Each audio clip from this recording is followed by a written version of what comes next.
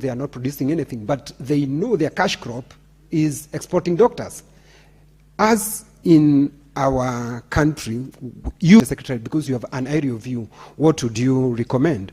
In your answering, Roman 3, you have indicated you are collaborating with the housing, Department of Housing.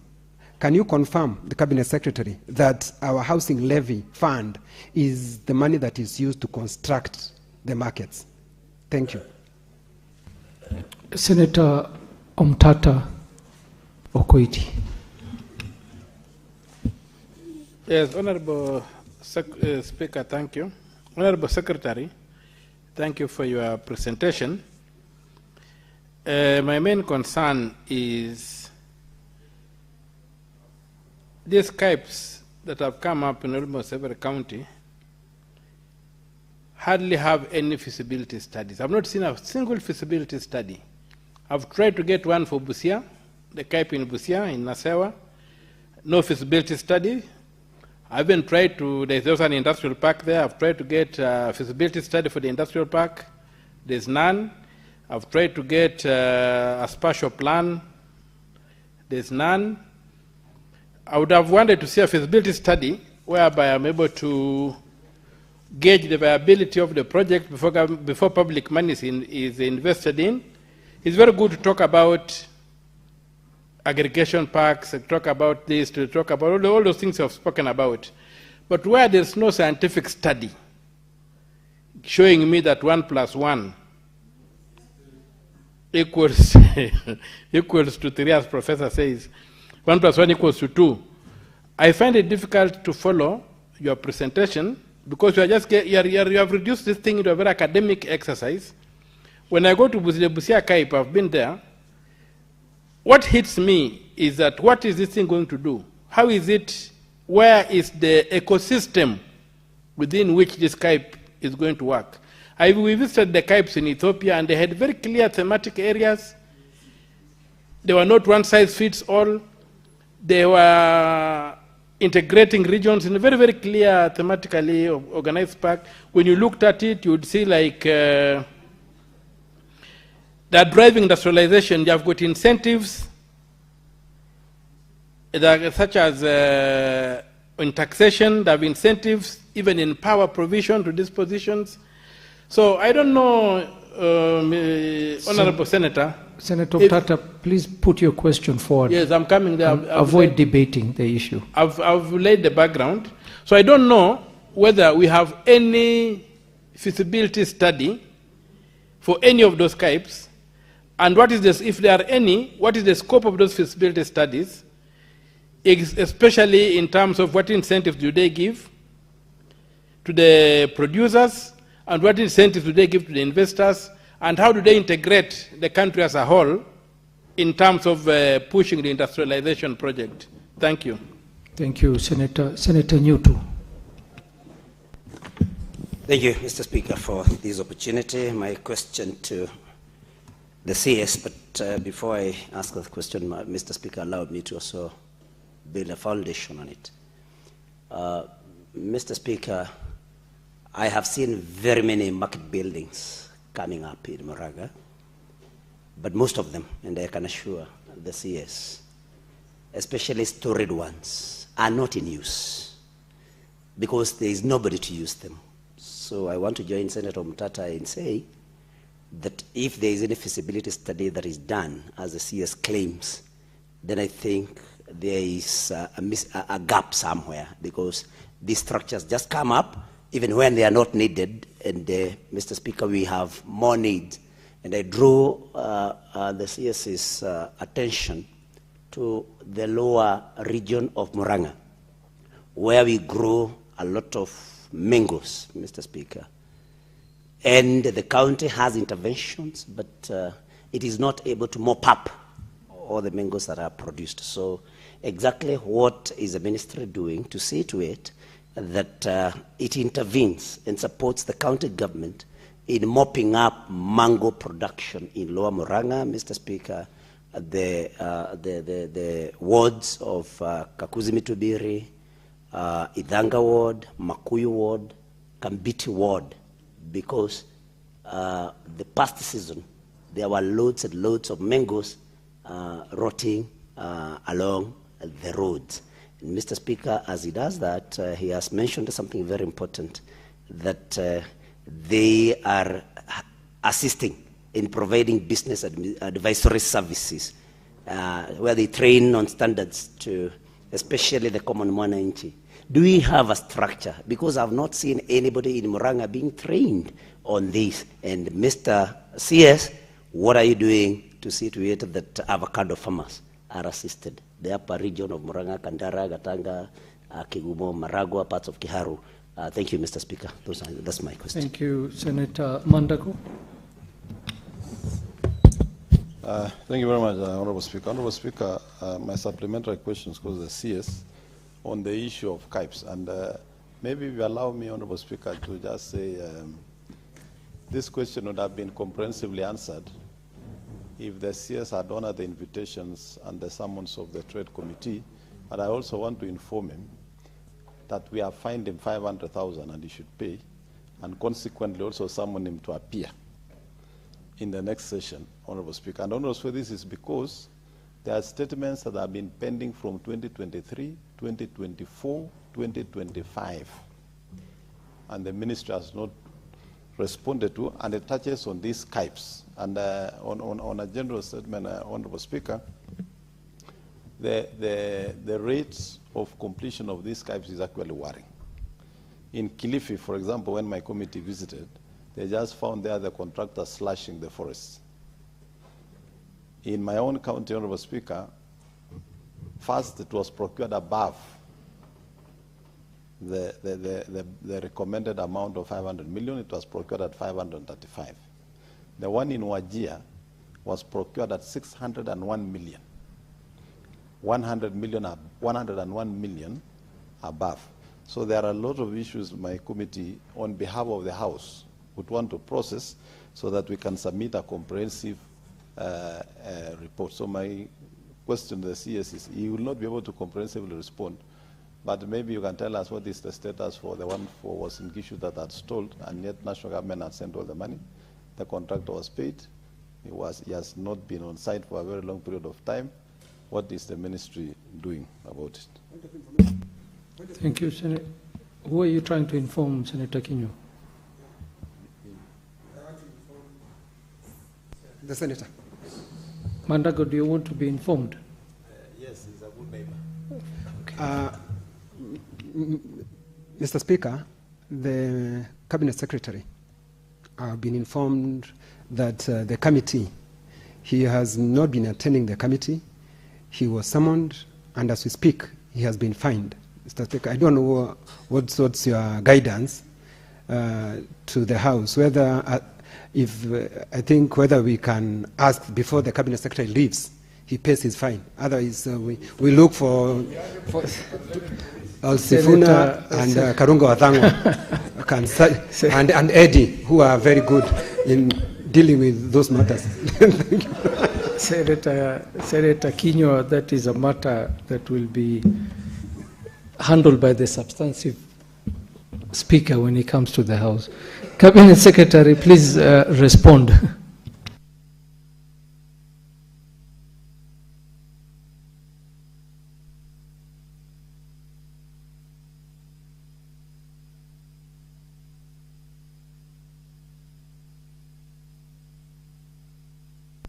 Thank you, Mr. Speaker. Allow me to respond on further questions that have come. And I want to start with the Honorable Mtata. Whether we have feasibility studies, and if so, present one for Sebusia and the others. I want to confirm that there may be no elaborate feasibility studies that were done, but I think what is important is this. All of us, when we are doing our campaigns, we go across the whole country. We talk to communities. They tell us what they want. In this particular case, the president, during the run-up to the election, he met hundreds of people, including the Mama Mboga and other people. And one of the constant things that they asked was, give us dignity in our work, in markets, in the CAIP. So that is also a public participation and a feasibility study in terms of does the market, does the community want, is it needed? And therefore, to that extent, when he got into office, again, we could not have spent another 3 years doing feasibility studies. Mr. Speaker, allow me to inform my good friend Omtata. Senator Bonikalu, ideally we are not supposed to raise point of orders when the CS is responding.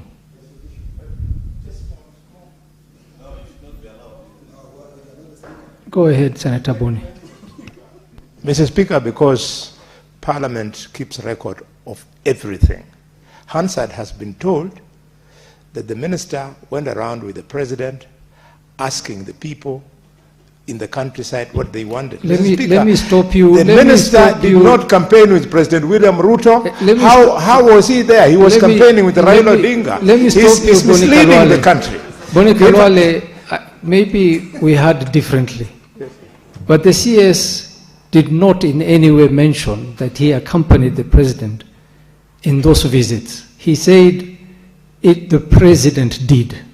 So let me just stop you there. You have no point of order. No, there is no need to be informing. CS, please proceed. But that's not what the CS said. What you said is not what the CS said. That's why I should actually find you out of order for raising a frivolous point of order. CS, please proceed. So, Mr. Speaker, I was just trying to allude to the fact that sometimes nations bury themselves in big terms like feasibility and all those things, and we spend all our lifetime doing feasibility on what we already know. So is there unemployment? Yes. Do we need to create value and dignity to our people? Yes. And the people have spoken. So I think this is what you're trying to do. Just to draw an example, in the year 2002 when President Mwai Kibaki came to office, we implemented the free primary education. It was implemented on day one. We literally opened all the doors. I'm sure the Honorable Kalwale remembers, no feasibility was ever done. Was it a success? Yes. So I think let us also agree there are historical challenges we have had. And again, we may not want to go to the,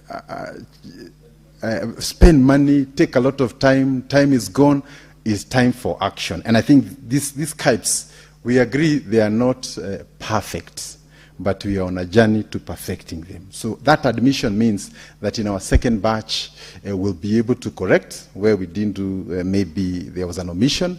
But again, we want to say that we don't want to bury ourselves in too many jargons while our people are suffering by the roadside. And, there's no sanitation, tomatoes by the roadside the whole day, by evening, they all go to waste. So I don't think we need a feasibility to confirm that potatoes or tomatoes will wither by the end of the day. Mr. Speaker, on the issue of incentives, I agree with the Honorable Member, Omtata, that indeed we are working with the counties to attract. Now, that's now how we get to Migori, Uasin Gishu, and all the others.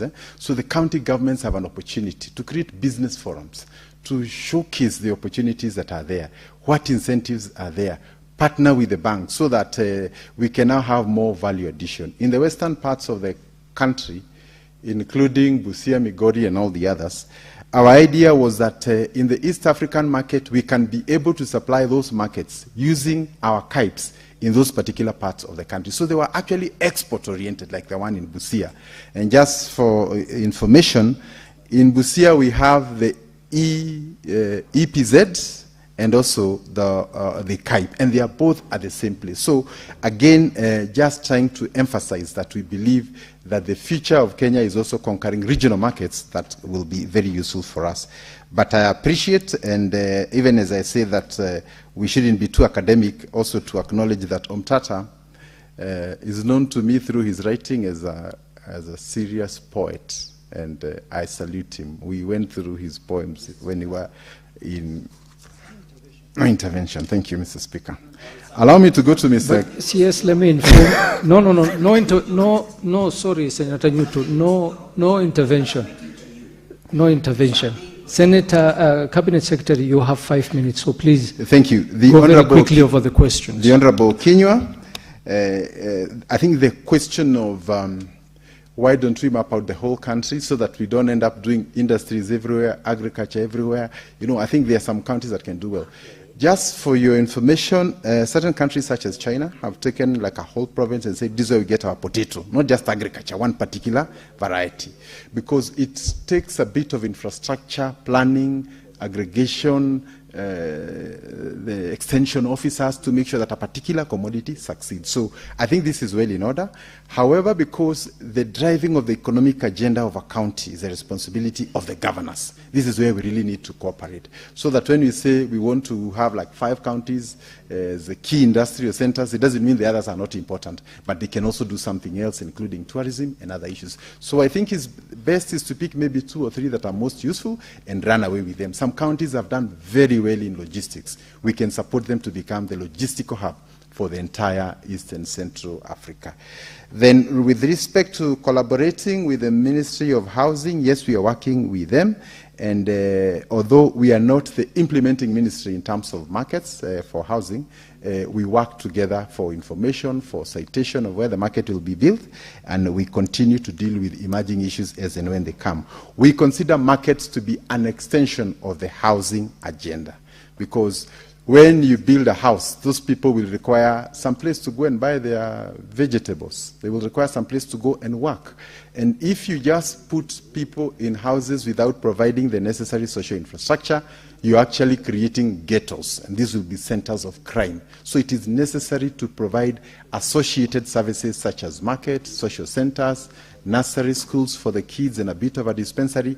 That is what we call an integrated living, including a basketball or place where they can play some sports. Otherwise, we will have high crime that we cannot be able to control, and this is part of that program. The Honorable Nyoto did mention about markets in Muranga, and some of them that may be empty. I think what I would really want to encourage all of us is that when you are making economic decisions, it may be necessary to remove a bit of the politics. And this is what I have in mind. So you find that a market is to be built in a particular place, but the citation of that market sometimes ends up not necessarily being an economic decision. It's more, leaders want it in this location, or this is where I come from. But the point is, a market is defined as where the buyers, the sellers, and the commodities are. So if you take the physical building outside those 3 parameters, then that will be a white elephant. So we need to work with what is already in existence. And that is why you find, like on your way to Nakuru, there's a place called Sokomjinga. There was no physical market, but there are buyers, there are sellers, and there was a commodity. So what the government is doing is just placing now the infrastructure so that they can get inside there. So we need to align to what the public want in citation of that. Mangoes from the lower parts of Muranga, I want to confirm indeed that's true. And as I said with respect to Kambani, we would want to make Kenya a major producer of mango pulp. And this is really where the governors can also help us, so that we create enough mango plantations and we have the right climatic weathers there. And more significantly is the fact that we already have markets for mango pulp, and I don't think Kenya can satisfy the global demand for mango pulp for the next even 20 years. So it's time for leaders to come together, get the right varieties, get the right infrastructure, and we also have a company that is coming to set up here in Kenya that will be buying much of the fruits for sale into the European market, one of the biggest market connections to some of our retail outlets there. Lastly, from the Honorable Nyoto is on training of farmers. We do it sometimes on request specifically by a cooperative or by the governor or a SACCO or that kind of engagement, because each region has its own needs. So we cannot say that we want to go and teach honey processing to a community that doesn't do that. So it has to be tailor-made to meet the needs of the members. Mr. Speaker, the last one is from the Honorable Mandago, and I hear that I have been fined 500,000. I will be launching a fundraising for this money because I don't have it. But the important part is that we were in Dar es Salaam with the president to open markets, including for the pulp, the avocado, and as you know, Mr. Speaker, our traders. Senator Eddy, you know there are no interventions. What clarification are you seeking? Mr. Speaker, you know the minister will be leaving soon, and I know the House might be rising soon. And he has talked about a scientific issue that he tried to navigate very skillfully from Senator Okiya Mtata. Does that same navigation, Mr. Speaker, applies to the decision that the ministry made recently on fuel? Because the ministry made a decision to lower our, to actually increase our sulfur levels in our fuel from 10 milligram per... Senator Eddy, let the CS conclude. We are actually out of time. Mr. Speaker, this is a matter of national concern. I just it is, but you've raised it a bit late. You've raised it a bit late. We're already out of time, Eddie. Could you just give us, if you don't mind, Mr. Speaker, he does not have time just even to respond. Impact assessment, maybe not now, but commit to you that whether there is done an impact assessment on the damages this might have in the economy in terms of pollution and damages in our vehicles, so that we just know as a country that these very well, standards Senator. Very well, have Senator. impact We've in the understood you. Cabinet Secretary, maybe you can just make a commitment that you will respond in writing. Thank you, Mr. Speaker. So I was just responding to the Honorable Mandago, and that our inability to attend yesterday's session is because we were part of the presidential delegation, and we had already written a letter to that effect. And Mr. Speaker, Tanzania is a key trading partner with Kenya, and as you know, we have had many trade